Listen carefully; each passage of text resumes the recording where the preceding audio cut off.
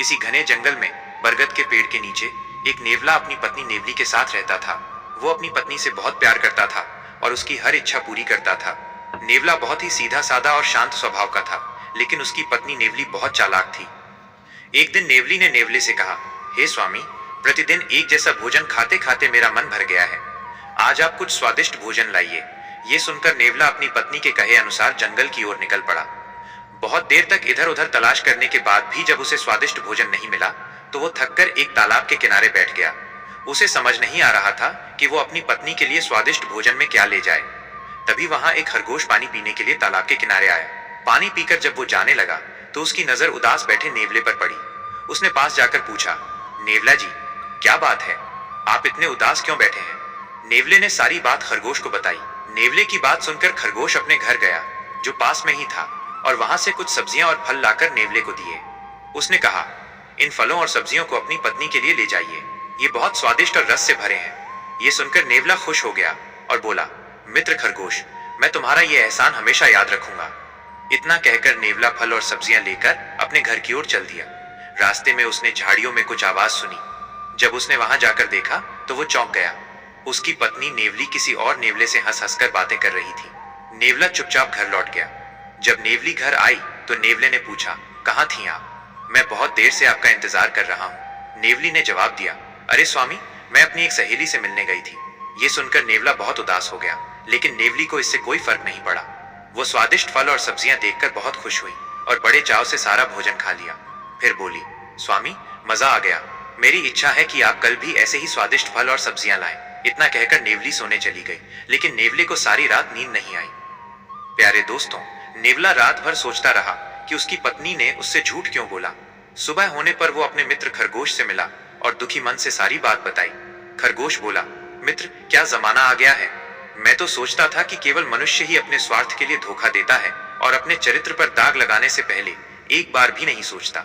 लेकिन अब तो लगता है कि इस संसार में कोई भी भरोसे के योग्य नहीं रह गया। नेवला बहुत भोला था। उसने कहा, मित्र खरगोश, धोखा कैसा धोखा, मैं समझा नहीं। खरगोश बोला, मित्र, तुम बहुत भोले हो। मैं तुम्हें एक स्वार्थी मनुष्य की कहानी के माध्यम से समझाता हूँ, जिसने अपने स्वार्थ के लिए अपना चरित्र और विश्वास दांव पर लगा दिया। लेकिन मेरा अनुरोध है कि तुम कहानी को अंत तक ध्यान से सुनना। नेवला बोला, ठीक है मित्र खरगोश, आप कहानी सुनाइए। तब खरगोश कहानी शुरू करता है। राजकुमारी और गुलसरोवर की कहानी। बहुत समय पहले की बात है। एक नदी के किनारे बसा एक गांव था। उस गांव में एक दयावान राजा रहता था। उसकी दो रानियां थीं और वो दोनों से बहुत प्रेम करता था। एक दिन बड़ी रानी को एक पुत्र हुआ। इस खुशी में राजा ने अपने दरबार में नृत्य समारोह का आयोजन किया। इस समारोह में आसपास के गांव से कई लड़कियां शामिल हुईं। शाम का समय था और नृत्य शुरू हो चुका था। तभी राजा की नजर एक सुंदर स्त्री पर पड़ी, जिसका नृत्य देखकर वो मोहित हो गया। राजा ने अपने मंत्री को बुलाकर उस स्त्री के सामने विवाह का प्रस्ताव रखवाया। स्त्री आश्चर्यचकित हो गई और बोली, मुझे कुछ समय दीजिए, मैं सोचकर बताती हूँ। कुछ समय बाद वो विवाह के लिए तैयार हो गई और राजा ने उससे शादी कर ली। इस तरह राजा की 3 रानियां हो गईं। कुछ सालों बाद सबसे छोटी रानी के 2 पुत्र हुए। इस तरह बड़ी रानी का 1 पुत्र था और नई रानी के 2 पुत्र थे। लेकिन मझली रानी का कोई पुत्र नहीं था, क्योंकि उसे संतान सुख प्राप्त नहीं था। समय बीतता गया और राजा के तीनों पुत्र बड़े हो गए। प्यारे दोस्तों, जैसा कि आप जानते हैं, राजा महाराजाओं को जंगल में शिकार खेलने का शौक होता था। एक दिन बड़ा राजकुमार अपने घोड़े पर सवार होकर जंगल में शिकार के लिए गया। पूरा दिन शिकार खेलते बीत गया, लेकिन उसे एक भी शिकार नहीं मिला। तभी घने जंगल से एक पागल सा व्यक्ति निकला। उसने फटे पुराने कपड़े पहने थे और उसका व्यवहार भी अजीब था। वो खाने की तलाश में इधर उधर भटक रहा था और उसके कंधे पर एक तोता बैठा था। उस व्यक्ति और तोते की गहरी दोस्ती थी, क्योंकि अब तोता ही उसका एकमात्र सहारा था। राजकुमार उस व्यक्ति के पास गया और पूछा, आप कौन हैं? इस जंगल में क्यों भटक रहे हैं? लेकिन वो व्यक्ति कुछ नहीं बोला, क्योंकि उसे भूख लगी थी। राजकुमार ने अपने थैले से कुछ पुए निकालकर उसे दिए। भूखा व्यक्ति पुए देखते ही लपक कर खाने लगा। राजकुमार ने फिर पूछा, आप कौन हैं और इस जंगल में अकेले क्यों भटक रहे हैं? आपका परिवार कहाँ है? ये सुनते ही उस व्यक्ति के हाथ से पुआ गिर गया और उसकी आंखों में आंसू आ गए। वो फूट फूट कर रोने लगा। राजकुमार हैरान हो गया और पूछा, आप क्यों रो रहे हैं? तब उसके कंधे पर बैठे तोते ने कहा, मेरे मालिक अपने बेटे की वजह से इस हालत में है। राजकुमार ने पूछा, ऐसा क्या हुआ? तोता बोला, पास के नगर में एक राजकुमारी रहती है, जिसका पिता राजा है। वो अपनी बेटी की शादी करना चाहता है और वो लड़की भी शादी के लिए तैयार है। लेकिन उसकी एक शर्त है कि वो उसी से शादी करेगी जो उसके एक प्रश्न का उत्तर दे सके। जो भी उससे शादी की इच्छा लेकर जाता है वो उससे एक सवाल पूछती है। अगर कोई उस सवाल का जवाब दे देता है तो वो उससे शादी कर लेती है, और अगर जवाब नहीं दे पाता तो उसका सिर कटवा देती है। मेरे मालिक का एक पुत्र था जो उस राजकुमारी के चक्कर में मारा गया। इस सदमे को वो बर्दाश्त नहीं कर पाए और अपना मानसिक संतुलन खो बैठे। उनका राज्य भी अब उस राजकुमारी के कब्जे में है। ये सुनकर वो व्यक्ति वहां से चला गया और राजकुमार के दिमाग में राजकुमारी की बात घर कर गई। शिकार छोड़कर वो महल लौट आया। रात को वो आराम करने तो लेट गया, लेकिन सुबह भी वो उसी राजकुमारी के ख्यालों में डूबा रहा। आखिरकार वो अपने घोड़े पर सवार होकर उस राजकुमारी के महल की ओर चल दिया। उसके माता पिता ने पूछा, बेटा कहाँ जा रहे हो? राजकुमार ने बताया, पास के राज्य में एक राजकुमारी रहती है जो शादी करना चाहती है, लेकिन उसका एक प्रश्न है जिसका जवाब देने वाले से वो शादी करती है, और जो जवाब नहीं दे पाता उसका सिर कटवा देती है। अब तक कई लोग उसके चक्कर में मारे जा चुके हैं और कई राज्यों पर उसने कब्जा कर लिया है। माता पिता ने उसे बहुत रोकने की कोशिश की, लेकिन वो नहीं माना और राजकुमारी के महल की ओर निकल गया। महल पहुंचकर राजकुमार ने विवाह का प्रस्ताव रखा। राजकुमारी बोली, मैं तुमसे शादी करने को तैयार हूं, लेकिन पहले तुम्हें मेरे एक प्रश्न का जवाब देना होगा। अगर तुम जवाब नहीं दे पाए तो तुम्हारा सिर कटवा दिया जाएगा। राजकुमार ने शर्त स्वीकार की और बोला, राजकुमारी अपना प्रश्न पूछो, मैं जवाब देने को तैयार हूं। राजकुमारी ने वही प्रश्न पूछा जो वो सभी से पूछती थी, लेकिन राजकुमार जवाब नहीं दे पाया और उसका सिर कटवा दिया गया। प्यारे दोस्तों, ऐसा कौन सा प्रश्न था जिसका जवाब कोई नहीं दे पाता था? इसके बारे में आगे की कहानी में पता चलेगा। उधर राजमहल में सभी बड़े राजकुमार की प्रतीक्षा कर रहे थे। जब वो नहीं लौटा तो मझले राजकुमार ने सोचा कि वो राजकुमारी के पास जाकर अपने भाई का पता लगाएगा, लेकिन जब वो राजकुमारी से मिला तो उसकी सुंदरता देखकर मोहित हो गया। उसने मन ही मन सोचा, काश मैं इससे शादी कर पाऊं। फिर उसने पूछा, मेरे बड़े भाई कहाँ हैं? राजकुमारी बोली, मुझे कुछ नहीं पता। राजकुमार ने कहा, आप बहुत सुंदर हैं, मैं आपसे शादी करना चाहता हूँ। राजकुमारी बोली, मैं शादी करने को तैयार हूँ, लेकिन पहले तुम्हें मेरे एक प्रश्न का जवाब देना होगा। मझला राजकुमार भी उस प्रश्न का जवाब नहीं दे पाया और उसका सिर कटवा दिया गया। इस तरह राजा के 3 बेटों में से 2 का सिर कट चुका था। अब बचा सबसे छोटा राजकुमार। वो अपने घोड़े पर सवार होकर राजकुमारी के महल की ओर चल दिया। माता पिता ने उसे रोकने की बहुत कोशिश की, लेकिन वो बोला, मैं उस हत्यारी राजकुमारी से अपने भाइयों का बदला लेने जा रहा हूँ। या तो मैं बदला लेकर लौटूंगा या फिर आप समझ लेना कि आपका कोई बेटा था ही नहीं। रास्ते में उसने सोचा, अगर मैं वैसे ही गया जैसे मेरे भाई गए तो मैं भी मारा जाऊंगा। उसने राजकुमारी के महल के पास एक बगीचे में अपने घोड़े को छोड़ा और एक आम इंसान की वेशभूषा में वहां के सरोवर के किनारे खड़ा हो गया। वो बगीचा शांत था और राजकुमारी वहां विश्राम करने आया करती थी। कुछ देर बाद राजकुमारी अपनी सहेलियों के साथ वहां आई। उसने अपनी एक सहेली से कहा, हमें पानी लाकर दो, हमें बहुत प्यास लगी है। सहेली सरोवर पर पानी लेने गई जहां राजकुमार खड़ा था। उसे देखकर वो मोहित हो गई। पानी लेकर वो राजकुमारी को पिलाने गई, फिर तुरंत सरोवर पर लौट आई। उसने राजकुमार से कहा, आप कौन हैं? यहाँ क्या कर रहे हैं? मैं आपके रूप पर मोहित हो गई हूँ और आपसे शीघ्र विवाह करना चाहती हूँ। राजकुमार बोला, ठीक है, लेकिन आप कौन हैं? उसने जवाब दिया, मैं राजकुमारी की सहेली गंगा हूँ। राजकुमार उसके साथ उसके घर गया। गंगा ने उसे चारपाई पर बिठाया, भोजन करवाया और बोली, आप क्या सोच रहे हैं? विश्वास कीजिए, मैं आपको कभी धोखा नहीं दूंगी। मैं आपके रूप पर दीवानी हो चुकी हूँ और आपसे प्यार करती हूँ। ये सुनकर राजकुमार रोने लगा। उसने कहा, मैं इस सरोवर के पास इसलिए था क्योंकि ये राजकुमारी इतनी हत्यारी है कि इसने कई लोगों के सिर कटवा दिए, जिनमें मेरे 2 भाई भी शामिल हैं। मैं अपने भाइयों का बदला लेना चाहता हूँ। मुझे बताइए, ये राजकुमारी कौन सा सवाल पूछती है? गंगा बोली, मैं आपको बता दूंगी, लेकिन पहले वादा कीजिए कि आप मुझसे शादी करेंगे।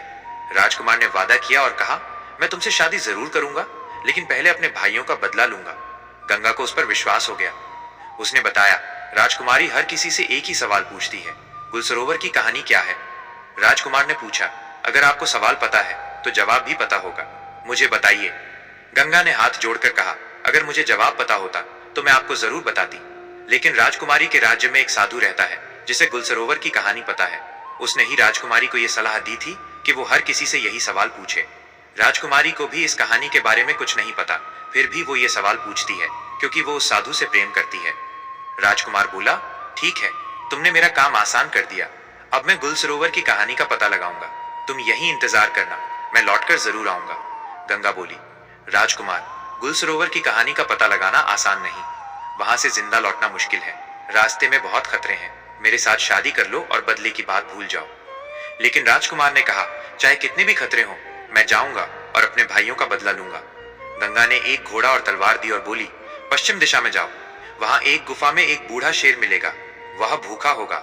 इस तलवार से रास्ते में उसके लिए कुछ खाना ले जाना और गुफा के बाहर रख देना, वह तुम्हारी मदद करेगा। आगे समुद्र मिलेगा जिसे पार करना होगा। गंगा ने राजकुमार को विदा किया और बोली, लौटकर जरूर आना, मैं तुम्हारा इंतजार करूंगी। राजकुमार ने विश्वास दिलाया, चिंता मत करो, मैं लौटकर तुमसे शादी करूंगा। राजकुमार पश्चिम दिशा में गया और गंगा के बताए अनुसार बूढ़े शेर की गुफा मिली। उसने शेर के लिए खाना रखा। भूखा शेर खाना देखकर खुश हुआ और उसे खाने लगा। शाम हो गई थी और ठंड बढ़ रही थी। राजकुमार ने लकड़ियां इकट्ठा कर आग जलाई। शेर आग के पास आकर बैठ गया। राजकुमार उसे सहलाने लगा और फिर वहीं सो गया। सुबह शेर के साथ वो आगे बढ़ा। रास्ते में कई जानवर आए, लेकिन शेर की दहाड़ से सभी भाग गए। आखिरकार वो समुद्र के किनारे पहुंचा। वहां एक व्यापारी कुछ सैनिकों के साथ घोड़ों पर सामान लादे खड़ा था। राजकुमार ने अपनी कहानी सुनाई और समुद्र पार करने की गुहार लगाई। व्यापारी बोला, नाव पर और वजन नहीं ले जा सकता, वरना ये डूब जाएगी। राजकुमार ने अपने सोने के सिक्के और गले की चेन दी। लालची व्यापारी ने सामान उतारकर राजकुमार को नाव पर जगह दे दी। 12 दिन बाद राजकुमार समुद्र पार एक नगर में पहुंचा, जहां वो गुलसरोवर की कहानी की तलाश करने लगा। वो एक राज्य में पहुंचा जिसका नाम गुल था और वहां का राजा सरोवर था। वहां नृत्य और संगीत का आयोजन होता था। राजकुमार 3-4 दिन वहां चुपचाप जाता रहा। एक दिन सरोवर राजा की नजर उस पर पड़ी। उसने पूछा, तुम कौन हो, यहाँ क्या कर रहे हो? राजकुमार बोला, महाराज, मैं संगीत गाना चाहता हूँ। राजा ने अनुमति दी और राजकुमार ने इतना सुंदर गाना गाया कि सारी सभा तालियां बजाने लगी। खुश होकर राजा बोला, तुम जो मांगोगे मैं दूंगा। राजकुमार ने कहा, मुझे गुलसरोवर की कहानी सुनाइए। ये सुनकर राजा को पसीना आ गया। उसने कहा, तुमने ये क्या मांग लिया? मेरा पूरा साम्राज्य मांग लेते, वो दे देता, लेकिन ये कहानी मैं बता नहीं सकता। राजकुमार ने जिद की, आपने वचन दिया था। आखिरकार राजा बोला, ठीक है, मैं कहानी सुनाऊंगा, लेकिन इसके बाद तुम्हारा सिर कटवा दिया जाएगा। राजकुमार ने कहा, मेरा सिर काट लीजिए, लेकिन पहले कहानी सुनाइए। राजा ने नौकरों को इशारा किया। वे कारावास से एक सुंदर लड़की लाए, जिसके फटे पुराने कपड़े थे और हाथ पैरों में बेड़ियां थीं। राजा बोला, मैं ही सरोवर हूं और ये गुल है, ये हमारी कहानी है। उसने कहानी शुरू की। विवाह से पहले मैं जंगल में शिकार खेलने गया था। वहां ये लड़की अपनी सहेलियों के साथ तालाब के किनारे थी। मैं इसके रूप पर मोहित हो गया और ये मुझ पर। उसने मुझसे शादी की बात की और मैं खुश हो गया।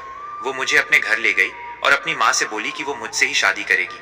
उसके माता पिता ने बहुत समझाया, लेकिन वो नहीं मानी। आखिरकार हमारी शादी हो गई।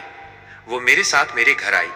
रास्ते में वो कहती थी कि वो मुझे कभी दुखी नहीं होने देगी, लेकिन कुछ दिनों बाद मुझे हर रात गहरी नींद आने लगी। एक दिन मैंने देखा कि वो रात को जंगल की ओर जा रही थी।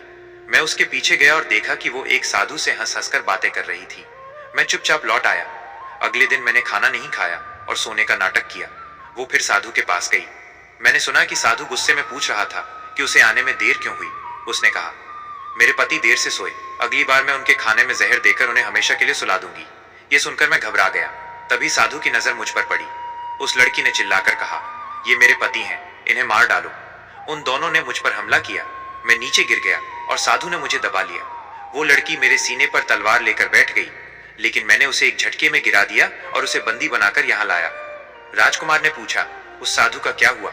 राजा बोला, वो समुद्र पार शोभा नाम की राजकुमारी के राज्य में छिप गया।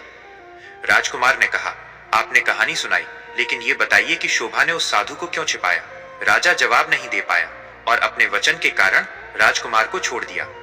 राजकुमार शोभा के महल गया और बोला, मैं तुमसे शादी करना चाहता हूँ। शोभा ने वही प्रश्न पूछा, गुलसरोवर की कहानी क्या है? राजकुमार ने पूरी कहानी सुनाई और कहा, जिस साधु से तुम प्रेम करती हो वो वही है जो गुल के साथ मिलकर सरोवर को मारना चाहता था। शोभा को विश्वास नहीं हुआ। वो साधु के पास गई और राजकुमार भी साथ गया। शोभा ने साधु से पूछा, तुम कौन हो? साधु घबरा गया और कुछ नहीं बोला। शोभा समझ गई कि वो वही साधु है। उसने साधु से कहा, तुम्हारे कारण कई लोगों के सिर कटवाए गए, अब तुम्हारा सिर कटेगा। साधु बोला, मैंने किसी की जान नहीं ली, सभी लोग जिंदा हैं। उसने शोभा और राजकुमार को एक जगह ले जाकर दिखाया जहां उसने सभी लोगों को कैद किया था। राजकुमार ने सभी को आजाद कराया और उसे अपने दोनों भाई मिल गए। शोभा ने साधु को उसी कारावास में बंद कर दिया। राजकुमार ने गंगा से कहा, तुम्हारी मदद से मैं अपने भाइयों को बचा पाया। फिर शोभा से बोला, कभी भी किसी पर अंधा विश्वास नहीं करना चाहिए। ज्यादातर लोग अपने स्वार्थ के लिए किसी भी हद तक जा सकते हैं। जब कोई दूसरों की भावनाओं या विश्वास के साथ खेलता है, उसे त्रिया चरित्र कहते हैं। इतना कहकर राजकुमार अपने भाइयों और गंगा को लेकर अपने घर लौट गया। खरगोश ने नेवले से कहा, मित्र, जब किसी को अपना स्वार्थ दिखने लगता है तो वो अपनों को भी धोखा देता है। ऐसे लोग अपने चरित्र पर दाग लगाने से पहले एक बार भी नहीं सोचते, इसलिए ऐसे लोगों से दूरी बनाए रखनी चाहिए। खरगोश की कहानी सुनकर नेवले की आंखें भर आईं। वो समझ गया कि उसकी पत्नी ने अपने स्वार्थ के लिए उसके विश्वास और भावनाओं के साथ त्रिया चरित्र का खेल खेला। प्यारे दोस्तों, इस कहानी से हमें सीख मिलती है कि किसी पर आंख मूंदकर भरोसा नहीं करना चाहिए। बिना समझे किसी की बातों में आकर अपनों के साथ विश्वासघात नहीं करना चाहिए, न ही उनकी भावनाओं के साथ खेलना चाहिए। उम्मीद है आपको ये कहानी पसंद आई होगी। अगर कहानी अच्छी लगी तो वीडियो को लाइक और शेयर करें और ज्ञान गंगा चैनल को सब्सक्राइब करें, ताकि मैं आपके लिए ऐसी ही प्रेरणादायक और ज्ञानवर्धक कहानियां लाता रहूं। धन्यवाद। राधे राधे।